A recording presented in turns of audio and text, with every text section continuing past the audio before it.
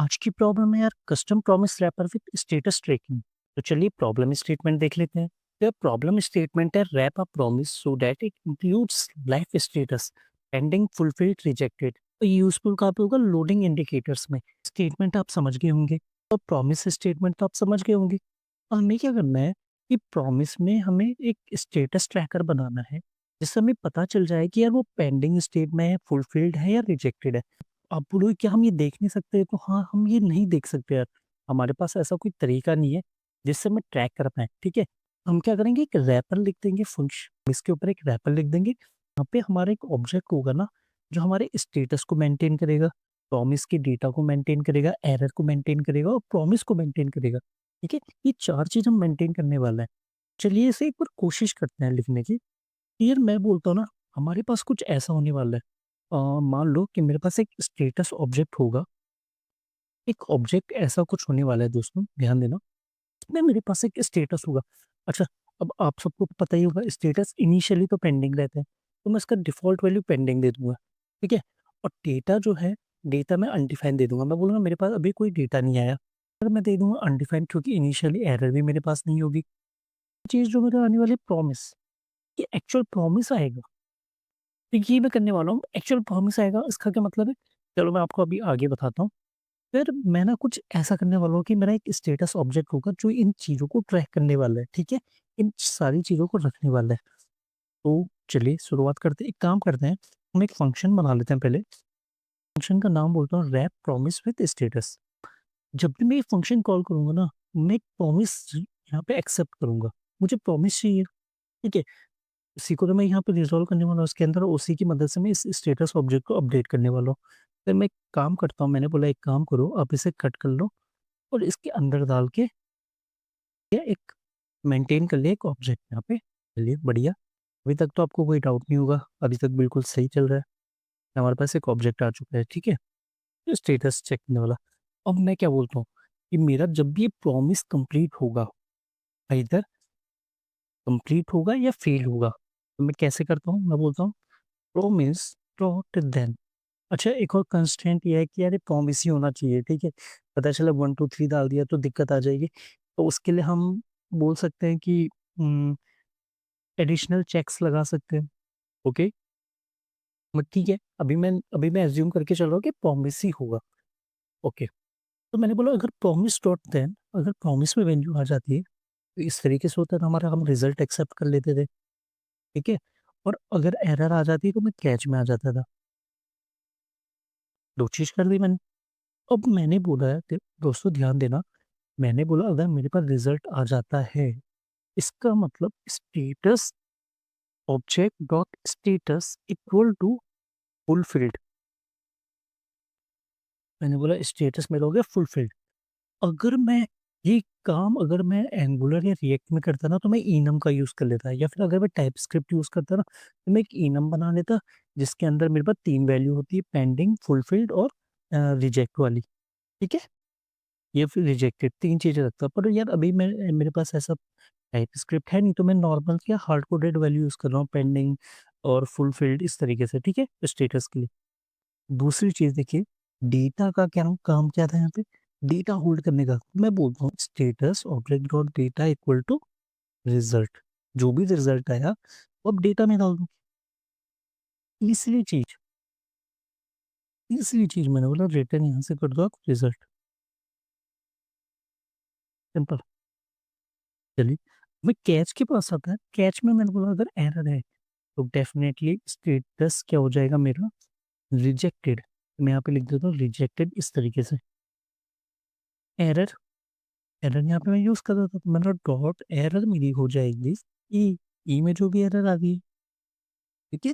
और यहाँ से मैं कर देता हूँ थ्रो ई, एरर थ्रो भी कर दो, ओके। अब ये एंटायर मैंने पकड़ लिया यहाँ पे। मैं क्या कह रहा हूँ, मैं क्या कहता हूँ यार, प्रॉमिस डॉट देन जो है ना, इनिशियली तो सीधा तो आएगा नहीं, ठीक है? सीधा तो ये चलेगा नहीं। तो मैंने क्या बोला, एक काम करो, कॉन्स्ट रैप, एक वेरिएबल बनाओ रैप्ट प्रॉमिस इक्वल टू इस तरीके से। अब यार रैप प्रॉमिस में क्या आ जाएगा, देखो देन हमेशा प्रॉमिस रिटर्न करता है, ध्यान देना आप मेरी बात में, कि देन हमेशा एक प्रॉमिस रिटर्न करता है।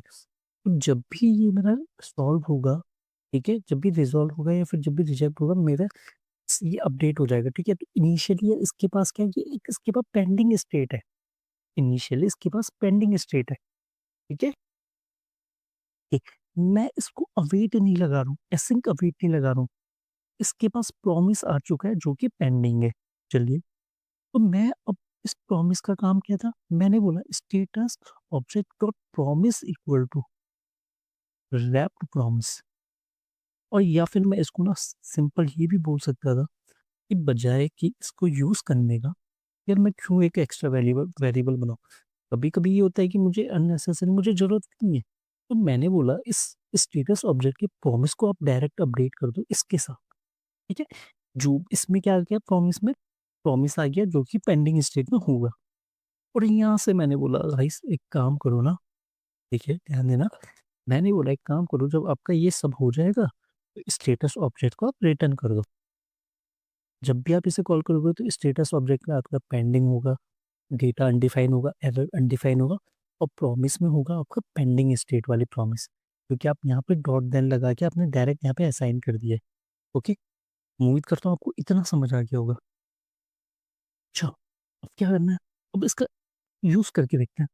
एक प्रॉमिस बना लेते हैं पहले, const delete promise equal to, चलिए अब मैं दूसरी चीज़ बोलता हूँ, कॉन्स्ट ट्रैक्ड, ट्रैक्ड में यहाँ तो बोलता हूँ क्या ट्रैक करो? रैप प्रॉमिस विद स्टेटस और डिलीट प्रॉमिस यहाँ पे डाल दो। ये जी, हमने क्या बोला? डिलीट प्रॉमिस इसके अंदर डाल दो, इस रैप प्रॉमिस विद स्टेटस के अंदर, तब आपको दे देगा स्टेटस ऑब्जेक्ट। अच्छा जी, दे देगा या देगा नहीं देगा? श्योर हो दे देगा। चलिए, तो मैंने बोला कंसोल डॉट लॉग ट्रैक्ड, ठीक है? डॉट स्टेटस देख लो।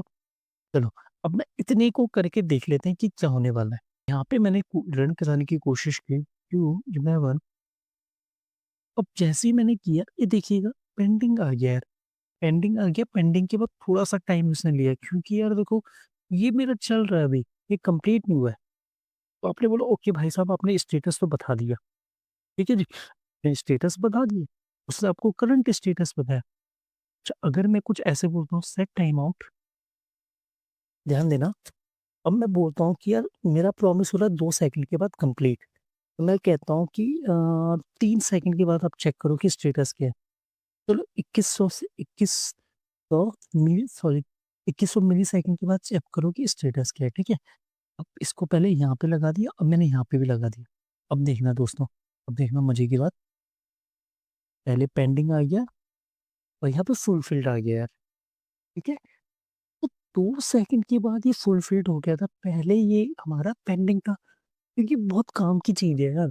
अगर आप नोड एंगुलर में या रेट में काम कर रहे हो तो आप 100% समझ गए होंगे कि काम की चीज़ क्यों है। क्योंकि यार मेरे को ना लोडर दिखाना पड़ता है, कहाँ पे? यूआई में। तो मैं इनका यूज़ कर सकता हूँ, मैं बोल सकता हूँ कि यार स्टेटस देख लो, क्योंकि हमारे पास ऐसा कुछ तो था ही नहीं आज तक, ठीक है? अब हमारे पास ये है। अब ती दूसरी चीज़ कि अगर एरर आए तो एक काम करते हैं, यहाँ पे एरर दे देते हैं रिजेक्ट, और चलो कुछ ऐसे रैंडम से दे देते हैं एरर, आ गई, ये बाबा, ठीक है? अच्छा, अब करके देखते हैं, एंडिंग, और आपके पास आना चाहिए रिजेक्ट, ओके सॉरी, अभी दोस्तों रिजेक्ट मैंने लिखा ही नहीं यहाँ पे, ठीक है? मिस्टेक हो जाती है कभी-कभी। एंडिंग आ गया, और unhandled promise this is ascend without a catch block. Hmm, okay उसने एरर थ्रो, अच्छा यहाँ पे ध्यान देना, यहाँ पे ना हमने थ्रो एरर बोल रखा है। थोड़ी देर के लिए मैं इसे कमेंट कर देता हूँ। जस्ट आपको यार मैं दिखाना चाहूँगा कि स्टेटस रिजेक्टेड भी आएगा, ठीक है? अच्छा यहाँ पे रिजेक्टेड स्टेटस आ गया। अभी तक क्या होता है एरर भी आ रही थी क्योंकि मैं उसे थ्रो कर रहा हूँ यार, और मैं इसमें हैंडल नहीं कर रहा हूँ यार कहीं पर ना। देखो मैं यहाँ पे थ्रो तो कर दे रहा हूँ बट हैंडल नहीं कर रहा हूँ, इसलिए दिक्कत आ रही थी। चलो, स्टेटस तो हमने ट्रैक कर लिया, अब मुझे डेटा चाहिए, तो डेटा कैसे मिलेगा? Fact dot data, okay. एक काम करो ना, एक काम करते हैं यहाँ पे हम बोल देते हैं डॉट डेटा, ये एक तरीका है डेटा निकालने का। तो 2100 से ओके यार, अभी भी सॉरी यहाँ पे रिजेक्ट ही है अभी भी। इसे रिजॉल्व कर लेते हैं। ऐसे बोलता हूँ डेटा आ गया, डेटा आ गया। ठीक है, चल अब यहाँ पे चेक कर लेते हैं। डेटा आ गया, देखो। बट अगर मैं इसे 2100 मिली सेकेंड की बात नहीं करता हूँ और सीधा करने की कोशिश करता हूँ, तो मेरे पास क्या रहेगा? अनडिफाइंड। अनडिफाइंड आ गया, देखिए। ठीक है यार, आप बोलोगे ठीक है डेटा हम होल्ड कर रहे हैं, बट और क्या तरीका है? तो यार एक तरीका तो ये है ना, मेरे पास ये प्रॉमिस भी तो है मेरे पास। इसी के लिए तो मैंने यहाँ पे प्रॉमिस भी बना रखा है। अब मैं क्या बोलूंगा? मैं आपको बोलूंगा, दोस्तों ध्यान देना, एट डॉट देन यहाँ पे रेज आ जाएगा। ठीक है, यहाँ पे मैं कैच लगा दूंगा इस तरीके से। और अब मैं यहाँ पे कंसोल लॉग करके देख सकता हूँ। ओके, कंसोल डॉट लॉग, देखिएगा सिंपल। अब मैंने यहाँ पे ट्रैक रिकॉर्ड देन लगाया, इसका मतलब क्या हुआ?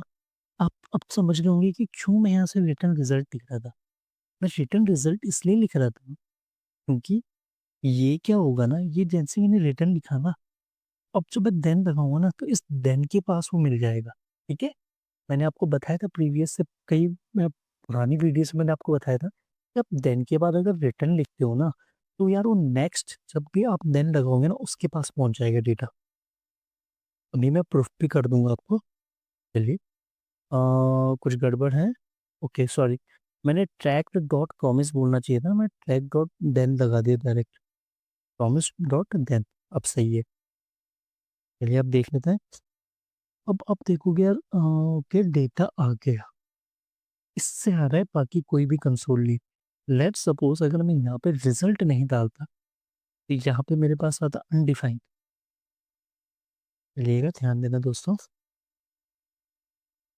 आगे अनडिफाइंड क्यों है? क्योंकि यार ऊपर से मैंने रिटर्न किया ही नहीं। ठीक है, मैं उम्मीद करता है यार आपको समझ आ गया होगा, मजा आ गया होगा। ओके, तो एक रिजेक्ट का भी देख लेते हैं। अगर यहाँ पे रिजेक्ट हो गया, रिजेक्ट ऐसे कुछ भी लिख लेते हैं। ठीक है, तो मैं यहाँ से थ्रो करता था और यहाँ पे मैं पकड़ लूंगा। तो अब देखेंगे, तो रिजेक्ट डेटा आ गया। ठीक है, मतलब मेरा ये चल रहा है, परफेक्ट चल रहा है। तो मैं उम्मीद करता हूँ कि आपको यार समझ तो आ गया होगा, डेफिनेटली आ गया होगा। ठीक है, इंटरव्यू में पूछा जा सकता है यार क्वेश्चन, और अगर इंटरव्यू में नहीं भी पूछा जाए तो आप डेवलपमेंट में आपकी बहुत काम आ सकता है। तो मे बी इसको और बेहतर आप बना सकते हो। ठीक है, तो चलिए बाकी मिलते हैं नेक्स्ट वीडियो में। अभी के लिए बाय बाय।